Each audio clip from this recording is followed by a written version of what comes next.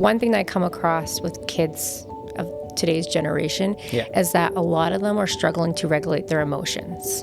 And I think it's because they're constantly stimulated by things such as TV, iPad. They're very stimulating with lots of sounds and colors, and it just makes it hard for kids to learn to regulate. When their child is struggling, it's not your kid has a problem. It's a family situation that the family needs to resolve together. You don't need to have a significant trauma or event happen in your life for you to go to therapy. You could just have like a bad day at school or a bad day at work. It's okay to just go talk to someone. Get ready to be inspired, create the life you desire, and transform your dream into reality. This is Empowering Monday Podcast with Mark Tabalon. Hey guys, welcome back to another episode of Empowering Monday, powered by ZRM Studios, a professional photo and video company. And I'm your host, Mark Tabalon, and today we have Katie as our guest. Say hi, Katie. Hi. How are you doing today, I'm Katie? good. How are you? Yeah, I'm good. I'm pretty good. Yeah, and the weather is actually getting better. I know. Spring is coming, I think. Oh yeah, I cannot wait. So Katie, tell me a little bit about your business and how you get started on this. Yeah, for sure. Yeah. So my business is called Tompkins Counseling. Okay. I started it initially about a year ago. I've been doing it full time just a few months ago. Okay. It's a counseling business for children ages 6 to 18. I primarily do like one-to-one counseling, but I also provide parenting support and family support as well. That's very nice. Yeah. That's awesome. Where are you located at? I'm in Montgomery, so just below the Children's Hospital. That's awesome. Yeah. And is it just you right now, or? Currently, and my future goals are to expand into a group practice, so we'll have different therapists with different specialties to be able to help a more variety of children. Oh, that's awesome. Well, hopefully the viewers will learn a lot from you, especially having me. I have 2 kids, and maybe I can learn a lot from you. Yeah, hopefully.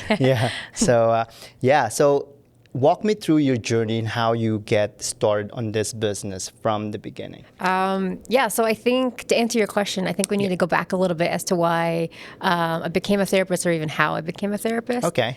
So I had my bachelor's of arts in psychology, and then I went on to get my master's in clinical social work. That's awesome. So interestingly, I actually was going to get into policy work, but then I was put into a clinical practicum at a middle school.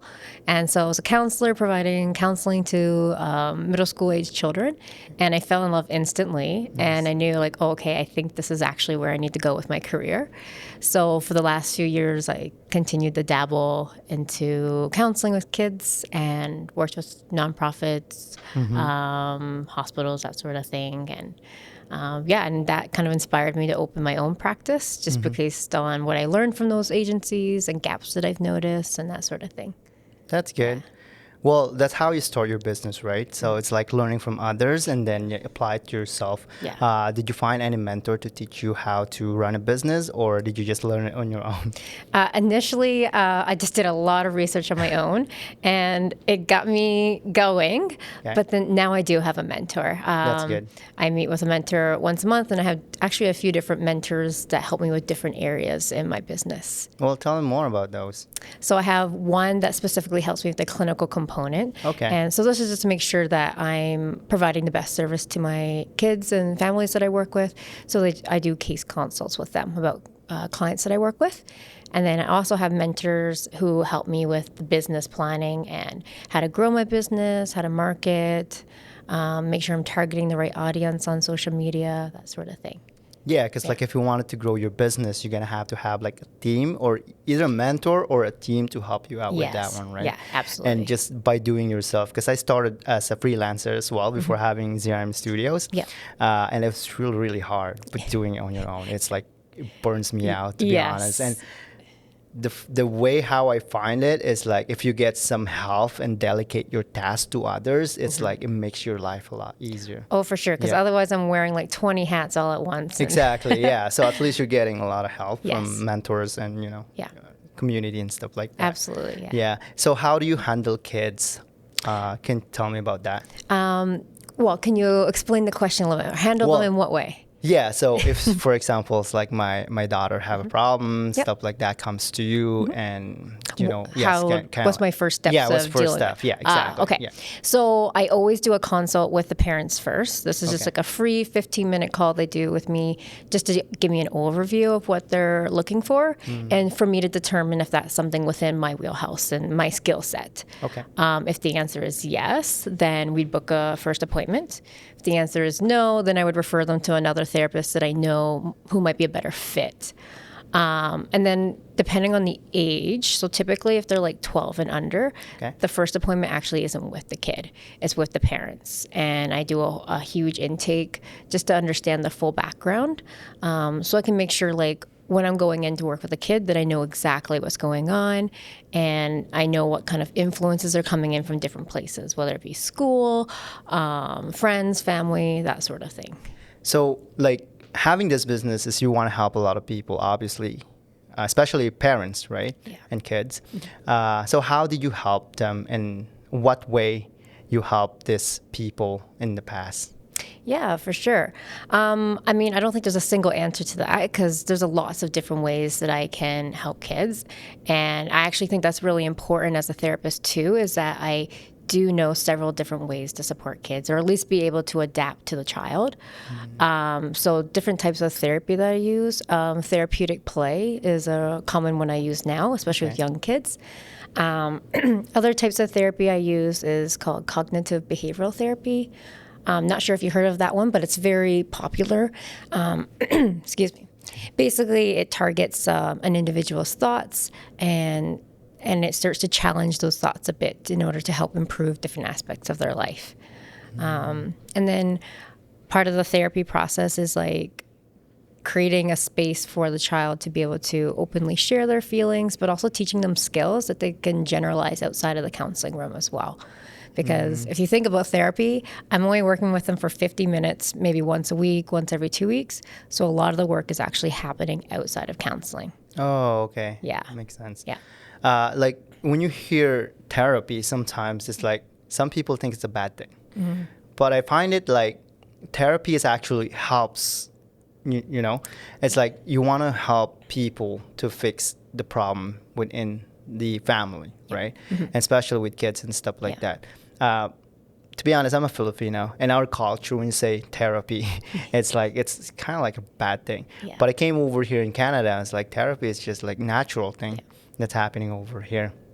So my question to you is like, do you get that from people when they go to your office? Yes, I actually get it more often than you think. Oh, okay. And I like to describe therapy as like just going to the dentist or going to the doctor's office, that you don't need to have a significant trauma or event happen in your life for you to go to therapy. Okay. You could just have like a bad day at school or a bad day at work. It's okay to just go talk to someone because it's nice to have someone who's not going to judge you, who knows nothing about you, and is not going to share what you're saying to anyone else, right? Exactly. But yeah, I think therapy is really powerful. I do think that it's starting to become more normalized, people attending. But I still think we have a lot of work to do.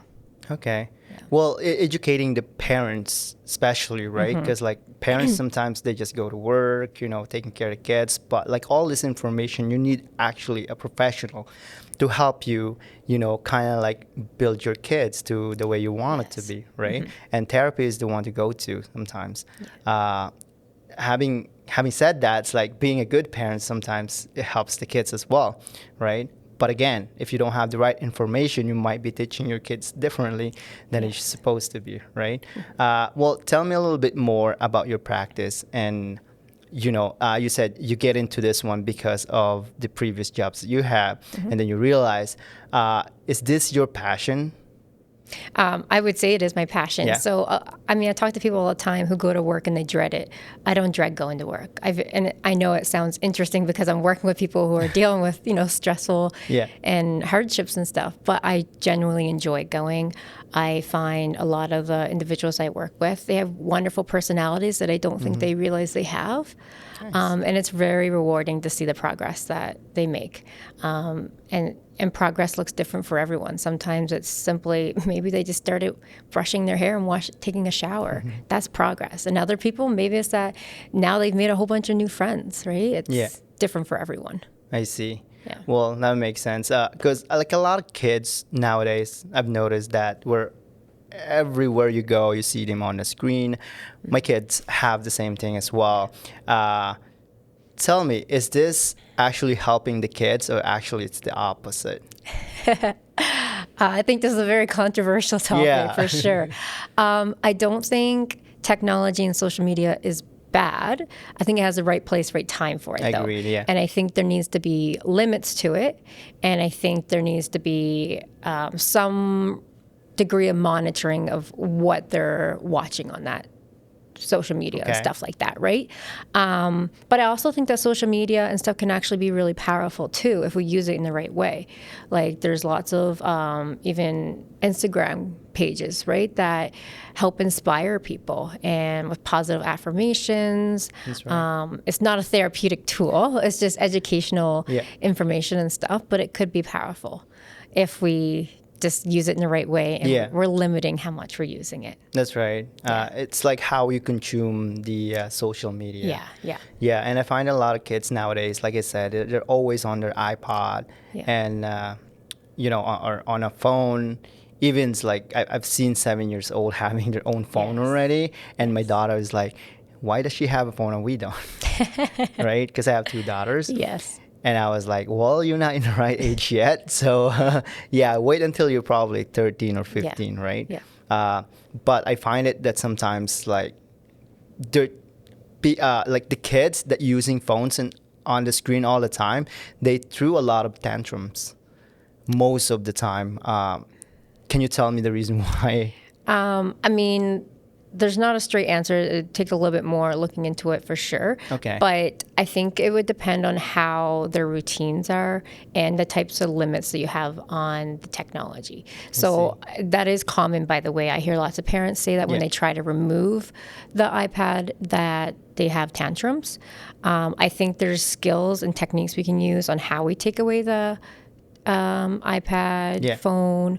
I think that it's important that that expectation is there and it's consistent.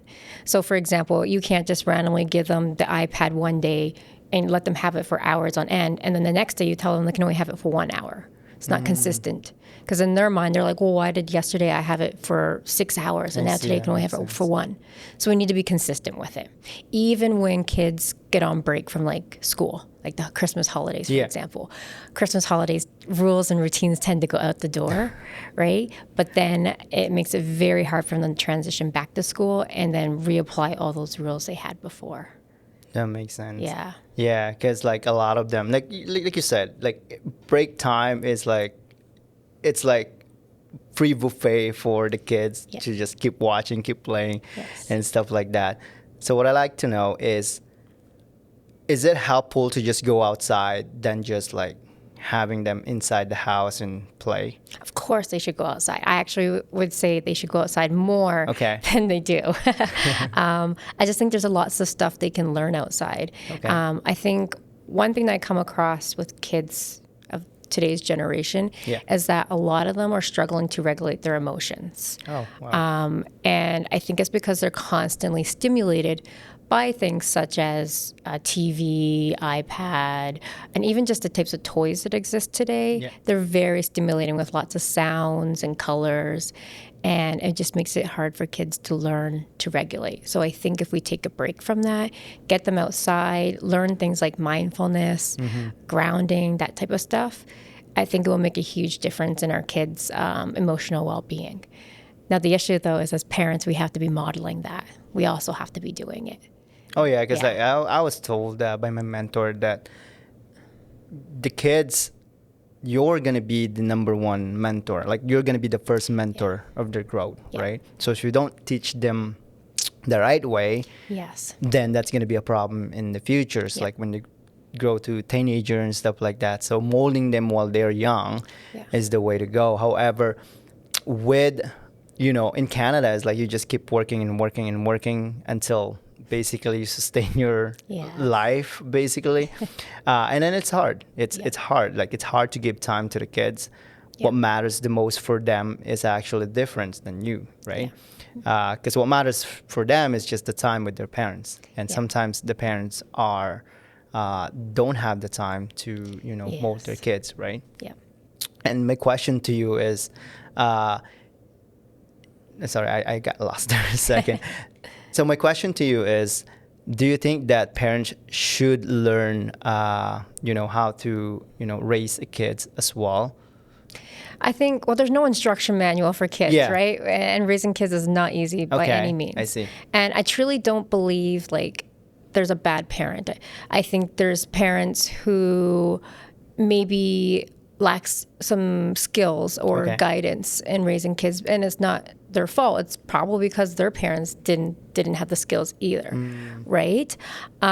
So I think that if we're noticing that our child is struggling, that we should just ask for help. I think a lot of parents are reluctant to ask for help because they're fearful that it means they're a bad parent, fearful that it means they're not doing a good job. But I think what makes a good parent is willing to admit, my child's struggling. I don't have the skills or means to support them in this area. I'm going to go find someone who can help them and learn together on how to support them. So it's like having like a business, right? It's like, what's not working? I don't know in this area. I don't know how to do business in this area. I should probably seek help. Right? Yeah. And you're totally right that parents, they're working. A lot of them have multiple jobs, right? 100%. And so they're exhausted. They need time to unwind too. And there's not a lot of time for that one-on-one time with the kids. And so it's just trying to carve out, even if it's 20 minutes a day, making it really meaningful and intentional. So not watching TV together, doing something where you're talking about each other's day, doing a puzzle together, stuff like that. Exactly, and probably stay away from your phone when you get home. Yes, don't have your phone present. Exactly, because a lot of I'm guilty as well. Because when I used to work at 2 jobs, then I get home and then I just basically play or not play, but watch on my on my phone, watching Netflix on my phone and stuff like that. Because it's my time. Yes, I've done my work. I just want to live alone and just kind of have on my own time. However, the kids comes to you and is like, daddy, I want to play. And it's really hard. It's really struggling. Is there any advice that you wanted to tell the parents how to avoid those kind of stuff, right? Yeah. Well, I think that's actually a great example, right? Because what you're teaching your child is when I'm tired and I need to unwind, I'm going to go to my phone to do, right? And so but then we get angry when we see our kids come from school and they want to do the exact same thing, right? So I think, you need to start practicing it yourself. Figure out other ways to take care of yourself, how to unwind in different ways, right? So maybe even as parents, starting to practice more mindfulness, starting to get back into hobbies and activities, right? Nice. I think we neglect that a lot as we get older. We just focus on work, and if we have kids, we focus on raising our kids. That's but right. we forget to have fun too. Right? And so if we can start to have fun as adults, start to engage in hobbies and activities we used to enjoy, and include our kids in that as well if we can, right? I see. Yeah. Well, that's a very good advice. I think parents should learn more, how to basically raise their own kids, right? Obviously, every parents are different, situational wise, and, even though mental health issues sometimes, right? Because with the things that happen in the world, especially the COVID, after COVID, everybody just went nuts, right? I agree. And funny thing is, during COVID, actually, let me say it anyways. That during COVID, so you have a lot of time with your kids, but with that much time with your kids, you actually don't know what to do, and a lot of parents actually just went crazy because hey, I have the whole month with my kid and I don't know what to do, and they were not prepared for that. And there's a lot of neglecting that happened during that time because you get together with the family for a whole month, basically, right? For those kind of stuff, do you have any advice for the parents? Well, hopefully we never ever experience that again. So not in 100 years. So I think I would give a pass on parents for that because that was a unique situation that no one's ever dealt with in our time, right? That's so right. no one really knew how to respond, and no one's used to having that much downtime. Exactly. Right? And so it makes sense that they didn't know how to handle it, right? But we can take that as a learning opportunity. Like, we probably won't have that same downtime or stress and experience again, hopefully. But it does show that we don't know how to keep ourselves busy. Or on the flip side, we're so used to being busy, we don't know how to just be still. That's right. That's Right? true. So just practicing, like, we don't need to always be doing stuff. Like, I teach my kids in therapy, actually, like, go outside, lay on the ground, go back to, like, looking at the clouds, right? Just go back That's to the right. basics. Start to pay attention more to your environment and the people in your lives, or just take a break, sit on the couch, play with your dog, play with your cat, right? You don't always need to be doing activities. Yeah. I see. Yeah. Because I remember when I was a kid, iPad wasn't there, internet wasn't there, and I was just outside getting dirt all over my body, basically going to the river, and you know, I was just having so much fun. Yeah. But nowadays it's like screen, screen, screen with kids. Nowadays is like it's on the screen all the time. Yeah. It's just so different now because, like, at least both of us, like, you're 29, right? Yes. Yeah, so at least you were in that era where there's no internet back then when we were kids. I'm 32 years old. And back then we saw the growth of social media. Yeah. With the social media and no social media, we know the difference. But now kids nowadays, they don't know because it's all about social media, and you know, everything's on the screen, and it's just hard raising kids that way without knowing the knowledge of the past before, right? Because it's very, very different now. And it's hard because, like, if you decide to have a family and you're trying to instill in your kids to be more active and be outdoors more, even if you do the best you can there, it's still hard because they have a lot of external influences. Like, once they go to school and they see all their friends with it, it's challenging, right? Because then their kids are going to be asking you, why does my friend have this? Why can't I? That's right. Yeah.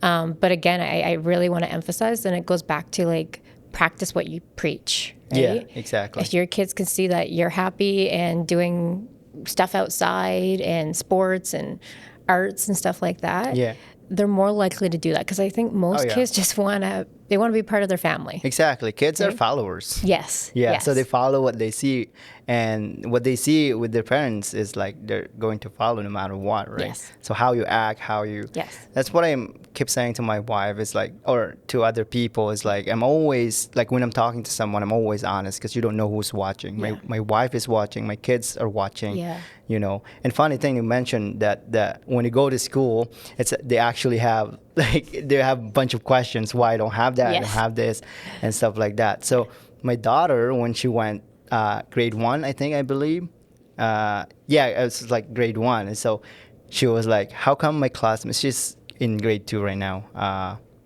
turning grade 3 this year. But then, oh no, sorry, I think turning grade 3 next year.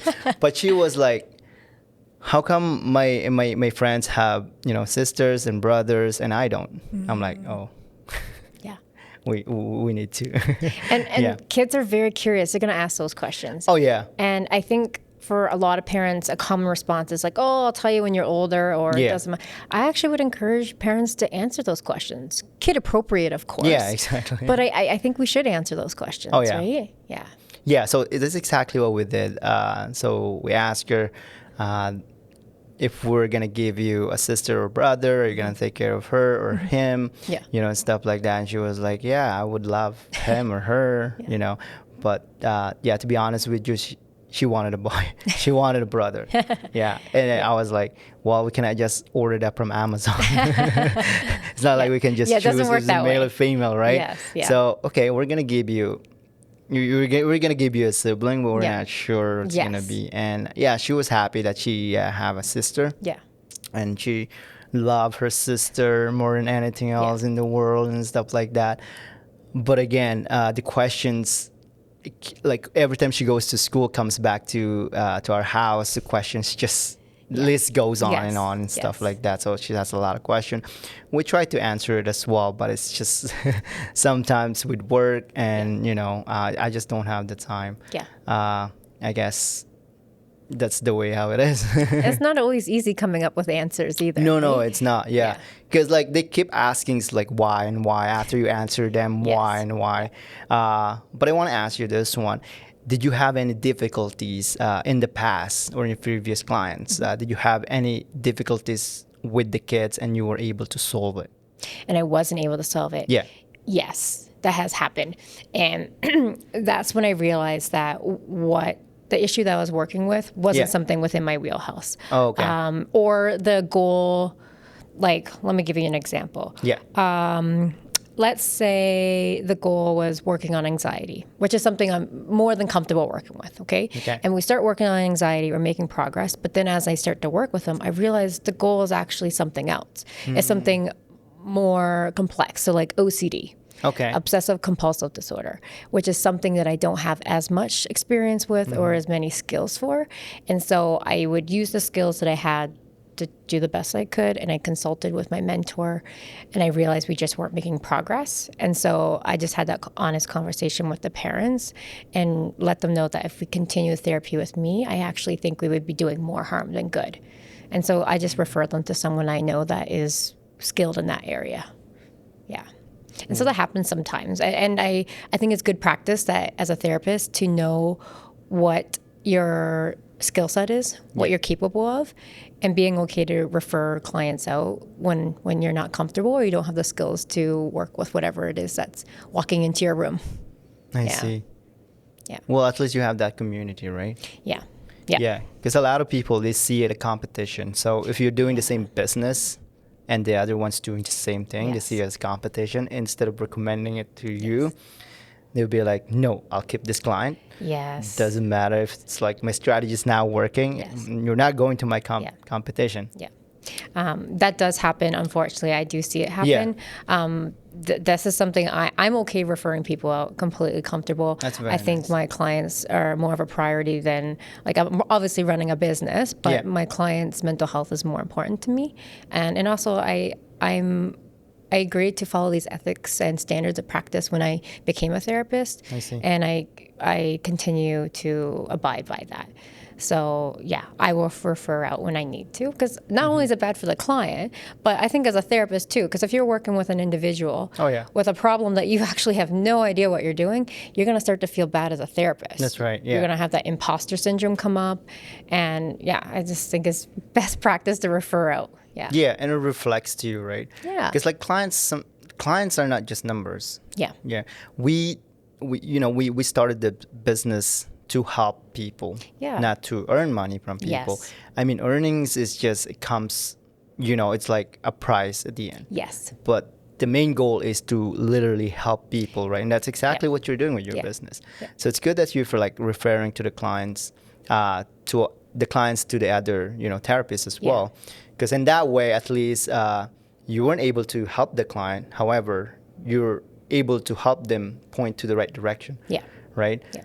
And it's sad to say, like, crab mentality sometimes in the business world, it's very, very huge. Like, not only in our Filipino culture, but like in general, basically, right? Yeah. And, people who succeed sometimes, they're just, open-minded. It's like, hey, I cannot have these clients. Can you help them? Yeah. Right? Yeah. So that should be the way to go with business owners. It's not like, okay, I cannot help this client. I don't care. Yeah. As long as they're paying me, right? Yeah. So it's good that you're really passionate with what you're doing, to be honest. And I think, thank you. Yeah, I think you'll be helpful to a lot of parents. And I'll stop you right there. Hey guys, sorry, we had to cut our podcast a little bit because we had to change mic. Our mic wasn't working properly a while ago, and now we fixed it. So my next question to you, Katie, is that how impactful your job, with your life and with the clients that you work with. Right. Yeah.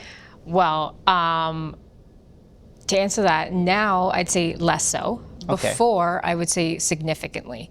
So earlier I gave you a piece of advice about if you want to be a social worker, to have very strong boundaries and self-care and whatnot. That's right. So when I used to work with agencies, I was burning out all the time. And that was largely because you didn't have a lot of control on the type of clients you got to work with.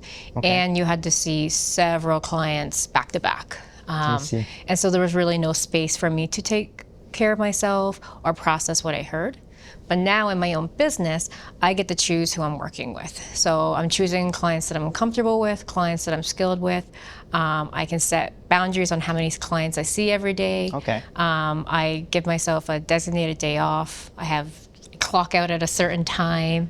And don't get me wrong, there's definitely some clients that come in that they share something that maybe it's the first time I actually heard it, or just something about that person. It just really, it struck me. And so usually if that happens, and it's rare, I'll go home and I'll take care of myself that day. I'll take a bubble bath. Sometimes I'll go and I'll reach out to my supervisor or mentor, schedule a time that we can debrief about what happened. Okay. But I think some clients wonder if I ever remember them after I'm done working. I remember like 99% of my clients. Wow. But I remember amazing. The good parts about them, and I remember all the progress that we did together.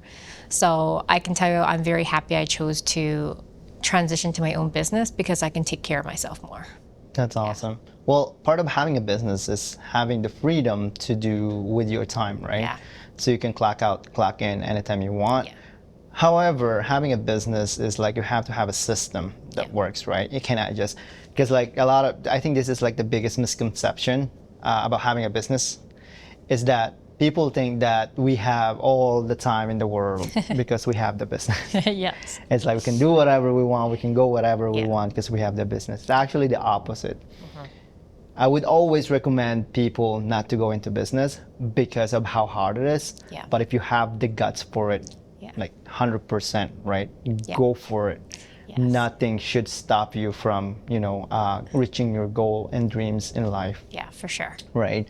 Yeah. And then my next question to you is, how did the business help you as a person? I think it challenged me in a lot of good ways. Like, I definitely have to be more disciplined. I have to, because like if you're running your own business and you do have a lot of flexibility to do things as you want, but then you're going to procrastinate a lot if you're not disciplined, right? Yeah. I think I learned a lot about more of the business side of things, because I personally think I'm a great therapist, but there is one thing being a therapist and a business owner. Yeah. So, and I've also realizing things that I'm not good at. And in that case, I'm reaching out to people who can help me in those areas. Like marketing and social media, not my thing. I can't do it. So I'm okay to say I can't and ask for help. That's true. Because like a lot of like in a business, you have to be like you have to be the sales, the marketer, the operation, and stuff like that, right? Yeah. But being a therapist, like if you're just doing this as a therapist, then it's a completely different job. Yes, for sure. I'm sure you will have a lot of time to search more on this side of things than searching like in broader areas, like bigger area, because now you're running a business. Because you said that you just went full-time in December, is that correct? Yeah. Yeah, so how long did it take you before you went like 100% full-time with your business? I'd say it was about a year. I was very careful before transitioning, and I did it gradually. So I went from working full-time as an employee and working nonstop around the clock, working on my business. Then I dropped down to part-time and then increased my hours with my business. And then I made sure that I at least have enough clients to cover my bills, right? And I made sure I was very selective with getting my office. So I have a psychiatrist that works in the same building to get referrals. So I was very careful. And then when I got to a point where I was comfortable, like, okay, I think I can do this, I'm just gonna rip the Band-Aid. I gave my notice to my employer, and I'm very happy I did. And that's probably the scariest part. Right? It was very scary. Yeah, because we are, our minds is just built to work 9 to 5. Yes. Basically, since we were born, right? We saw our parents working, working this particular time and go home at this particular time. So basically working 9 to 5. Yeah. And we thought like growing up, it would be, okay, this is going to be our life. Yeah. Because this is like so natural to my parents, right? Yeah. But a lot of people is like, sometimes in the bloodline, you just have to cut it. It's like my parents used to like, work 2 jobs, 3 jobs, or 5 jobs sometimes, right? but then am I going to be like that, or am I going to just pursue my passion to be whatever, right? So for you, it's like being a therapist, and for me, it's like being a filmmaker. Yes. My goal for our business is basically become the best, obviously, and with a lot of competition out there. How do you, like, my question to you probably is like, how do you manage the competition? Yeah. Right? That's a good question, because the reality is there's a lot of therapists out there, and there's a lot of private practices. Exactly. But then I also remember there's a lot of children and a lot of people in Calgary, and not just Calgary. I can work with anyone in Alberta, and other provinces if I'm registered. But really what I've done is I started to niche down my practice. So I'm more selective with the age group that I work with. I'm more selective with the type of issues that I'm working with. So if you can become more specialized in a certain area, then you're going to draw a certain clientele. Because let's use ADHD for example. If your child has ADHD, you're more likely to want to work with a therapist who is very knowledgeable about ADHD specifically than a therapist who just has some general knowledge about a bunch of different stuff, right? That's right. Yeah. How do you like become creative when it comes to your practice? Yeah. I mean, in a physical sense, I incorporate a lot of like play and art and music and that type of thing. And this is really beneficial for like kids who don't necessarily have the vocabulary or the awareness to be able to verbalize what's going on for them. So play is a great way to express. I also just modify things with like even like teenagers. So if I have like a standard, I don't know, let's say worksheet that I'm using with a teen, that usually works for all teens. If it doesn't work for one teen, then we'll switch it up how we do it. I might actually do pictures or something if they're more visual, or do something that's more auditory. So I just tweak things and work with what works with their brain, kind of thing. So that's where the fun is, right? Because like every client's different. Every client's different. So you're like, for example, this one client, you're teaching it this way, and the second client, you're teaching it different, right? So that would like it's very fun to do, because like it's every client is completely different. Yes, and it challenges me too to think outside of the box, right? Yeah. Exactly. And challenges as a business owner is like a must. Yeah. Because if you don't have that, it means your business not growing. Yeah, exactly. If you don't come across challenges, that means like your business is just staying to where it was and it's not growing. So challenges is like the best way to know that your business is actually growing, it's getting bigger and stuff like that. So my question to you is like, how do you handle challenges when it comes to business? I try to be very patient and kind with myself, especially if I don't always have an answer right away to said challenge. And I just trial and error. Like even with my clients, I tell them like, hey, if this is not helpful, just tell me flat out. I'm not gonna be offended. And then there has been times they tell me it's not helpful. I'm like, all right, let's stop. Let's do something different, right? So I think it's being open to change, and getting yourself outside of your comfort zone. So I do lots of like reading and research and trainings outside of my work as well to just always be growing and always challenging myself. Yeah, especially because people change over time, and what used to work last year might not work this year. That's correct, because my mentor told me once that if you don't grow yourself, then your business is not going to grow. So basically you are the heart of your business. So if you don't grow your business, if you don't grow yourself, then you won't be able to grow your business, because your business could go to $100,000 to like $100 million. And if you don't grow yourself, then you're stuck with $100,000, and that's probably it for you, right? I teach that same message to my clients too, that like, hey, you're in here with a challenge, but if we can overcome this challenge, you're gonna grow so much as a person. Oh, okay, I see. And how long does it take for the, if you have one client, to fix basically the problem? I know it varies to different people, for sure. It does vary quite a bit. Younger children, it takes several sessions because a lot of it's just getting them comfortable with the room. I see. But I'd say on average, 8 to 12 sessions can create like a lot of changes for a person. And I always tell people that like, we're not trying to fix a problem. We're trying to like identify a problem and then learn how to work with it, manage it. And because there's sometimes we come in with some challenges, there is no fixing or solution. Sometimes we have to accept that's a fact for us. And so it's learning to deal with it too. That's right. Yeah, and identify the people as well, because like people sometimes they don't acknowledge the problem. Yeah. And that's going to be the biggest problem. Yes, it is. Yes. Not acknowledging the Yes, problem. that's the right? first step. Yeah, that's the first step, Yes. right? I think if you go to a lot of sessions, it doesn't matter if it's like for the kids or for the adults or marriage counseling and stuff like that. I think the first question that the therapist is going to ask you is, what's the problem? Yes. Right? Yeah. Although sometimes there's no problem, Yeah. you just wanted to probably avoid it in the future. Yep, right? that happens too sometimes. And it does, yeah. Because like even me and my wife, we go to a therapist, right?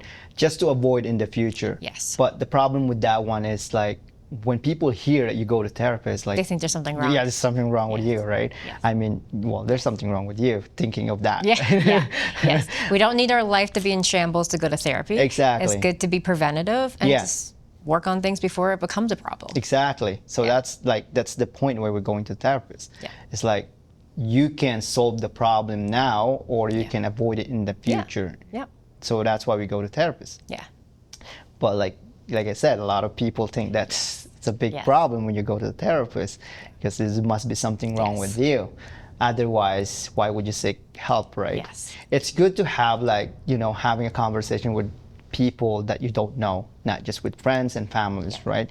Because I think the deeper connection is different when you're talking to somebody who you don't know than the family and family or friends, right? So that's why we go to the therapist. You learn things, right? Exactly. Yeah, and you guys are like the expert when it comes to this kind of problem, right? We know some stuff. I don't know if we're experts, but well, I mean, yeah, exactly. I mean, you guys are like the person to go to when you're trying to fix certain problems, right? Yeah. And the thing is, like, really, the clients are actually the experts in their own lives, because I don't know their entire life.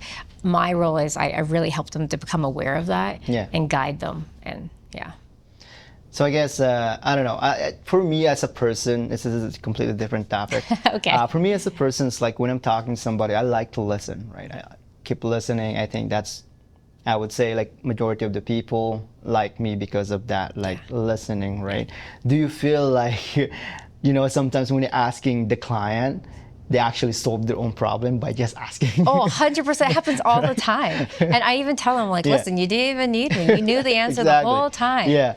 Sometimes they just need to say it out loud. Sometimes they just need to say it to someone, and then their light bulbs go off. Yeah, exactly. That's a good feeling. Yeah. So I think as a therapist or like a person just listening is just, just if you master asking the question, they usually solve it on their own. Yes.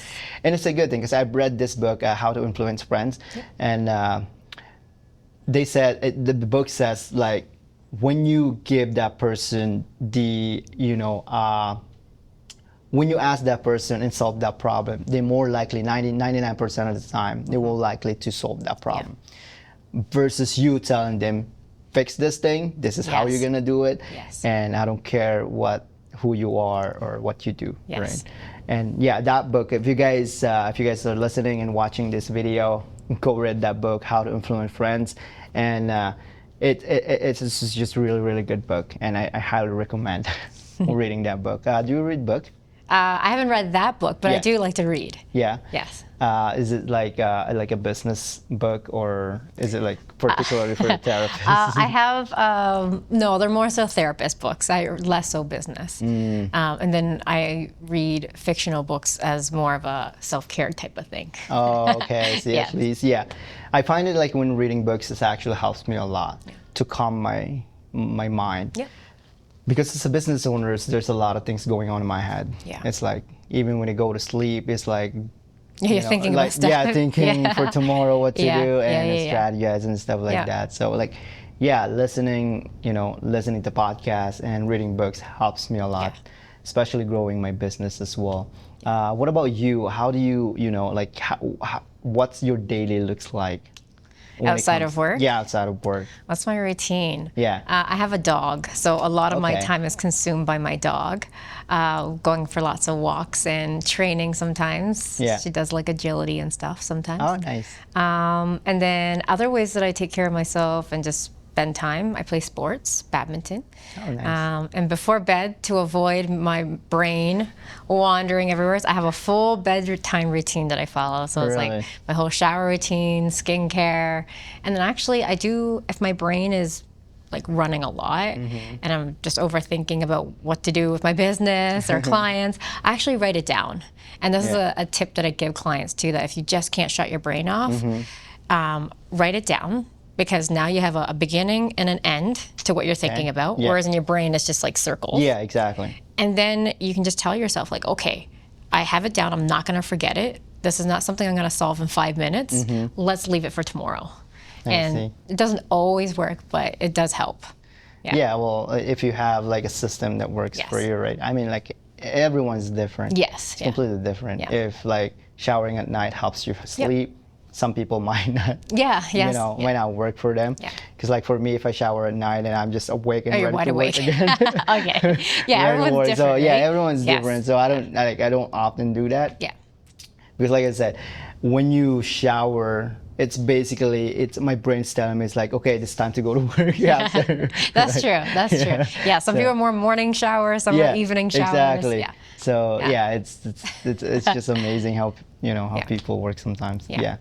So again, guys, if you guys want to, is there any book that you would recommend for people to read? Actually, I can't remember the author, but the title of the book is called Rock the Boat. Okay. It's a book about dealing with conflict, specifically in relationships. I see. It's written by, it's a social worker. I can't remember the author though, but you can buy it on like Amazon or even Chapters and stuff. But it was a really great book. It completely shifted my perspective on conflict, because I think most of us view conflict as a bad thing. Yeah. This, again, just shifted my mindset and made me view conflict as an opportunity for growth. That's true. Yeah, so if you're looking for something around that topic, I would recommend that one. Rock the Boat. Rock the Boat. Yeah. Well, I'll try to link down below, guys, if you guys are watching this one. And again, the book that I'm talking about is How to Influence Friends. How to Win Friends and Influence People. I just want to correct that, guys, because I think I said it wrong a while ago. But again, reading books as a business owner, it should be your pastime. It should be like your thing to do when you're not doing anything, right? Because that helps your mind, calms your mind, and you just become, a better person, basically. For sure. Yeah. So I think we've been having this podcast for like almost an hour now. This next questions that I have for you, Katie, is what do you think the future holds for play therapy and social work, and how might things change? Before you answer that questions, for us, it's rapidly changing, especially in our community, because like AI is here, right? Video, photo, we're a photography and videography company, and AI are here. Looking forward, I'm actually trying to come up with a system that even AI will take over, the photography and videography side of things. At least I have a backup, right? But for you as a therapist, what are your plans for the future? Well, I don't think AI will ever replace play. I really don't. Yeah, especially in therapy. And I don't think it will replace therapy, right? Because it's that human connection that AI can't replace. But specifically, like with how is play going to influence my work or just the field of therapy? That's right. I think the more we talk about play and explain how impactful it is, because I think from a parent's perspective, if they were watching a play session, they would be concerned, like, what is happening? Is this wasting my money kind of thing? Because it doesn't look like anything to them. That's right. But really, there's a lot of therapeutic work going on. Like I said, a lot of children don't have the vocabulary or awareness to express themselves, and play is something they're naturally good at. That's true. Something they're familiar with, they're comfortable with, they have fun with. So, like, to give you an example, I have like a sand tray, and we call miniatures. They're like little toys that the kid will choose, and they'll put it in the sand tray, and they'll create a story. Nice. And for other people, the story might be meaningless, but for me as a therapist, I'm trained to be able to interpret and analyze that story the child is sharing with me. And a lot of times, some really important and meaningful information comes out of that. So I guess to then answer your question, I think the more we talk about play and explain how it works and explain the process of it, I think people are going to be using play therapy and therapeutic play a lot more. And parents are going to be putting their children in sooner rather than later. And do you think this is going to be like, in the future will still be a thing? Oh, 100%. I don't think it will ever die out because just developmentally, like how children develop, that's not going to change that much or even at all, really. I think play is always going to have a place. And play is not just for children, by the way. Play is really good for adults as well, and people with like developmental disabilities. It's just another form of expression. I see. Well, I'm very curious when parents see you just playing with their kids, what would they think about you? Can you tell me about that? They might not take me seriously, honestly, because like sometimes I take on a full other character. Like if we're using puppets and stuff, I am a new person. And there's times where I'm just reflecting what I'm seeing, like, oh, I see. You're gonna pick that toy, okay? Doesn't look like you like that very much. So there's a lot of that. So I see. Yeah. So the parents might not always understand what I'm doing, but I do try to let them. So how do you get them to trust you when, what they're seeing is very normal, right? It's like, well, I can do this at home. Why would I need to go to Katie? Yeah. So I mean, and I do teach them some things they can do at home with play because this is very intentional play, and that's the difference. And I try to explain to parents that part. And so how I reassure them is during the intake, I explain exactly what I would be doing and why I'd be doing it. And then after every couple of sessions, I always have either an in-person meeting, phone or email, and I explain, give them some updates, feedback, and kind of why I've been doing this sort of thing. I see. Yeah. And how do you see improvement when it comes to like helping the clients? Largely it's based on reports from parents. Sometimes it's self-report from the clients, but also usually I have a pretty good gut feeling. I can tell like just the energy from a client when they come in the room and how they talk to me. Usually there's some big changes there. I see. And that's how you help a lot of people. That's good. Yeah. Well, thank you so much for coming to our podcast today. Yeah, thank you for inviting me. I did not realize that so we've been talking for like over an hour now. But again, is there any other advice that you wanted to say to the people that watching this show right now? Like business-wise or parenting-wise, it doesn't matter. Yeah, I think some advice for like parents would be if you see that your child is struggling, don't be afraid to ask for help. And I like to tell people that when their child is struggling, it's not your kid has a problem. It's a family situation that the family needs to resolve together.